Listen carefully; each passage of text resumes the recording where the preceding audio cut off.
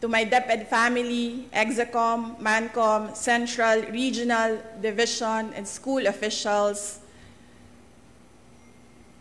teachers, and non-teaching personnel, thank you for your unwavering support, hard work, and dedication to serve the Filipino people. Mabuhay kayo.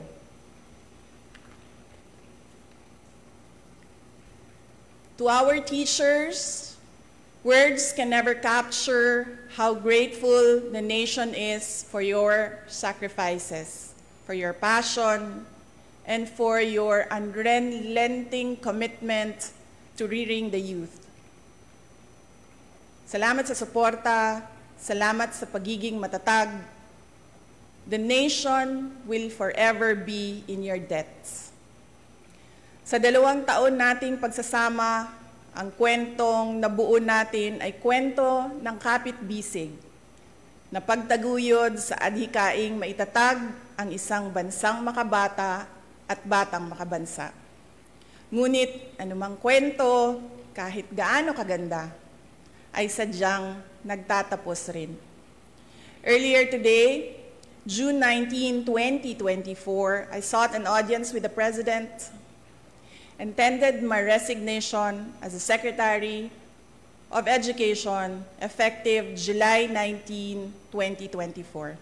I have given my 30-day notice to ensure the proper and orderly transition for the benefit of the next Secretary. Mga kababayan, ang aking pagbibitiw ay hindi lulan ng kahinaan, kundi dala ng tunay na malasakit para sa ating mga guro at kabataang Pilipino.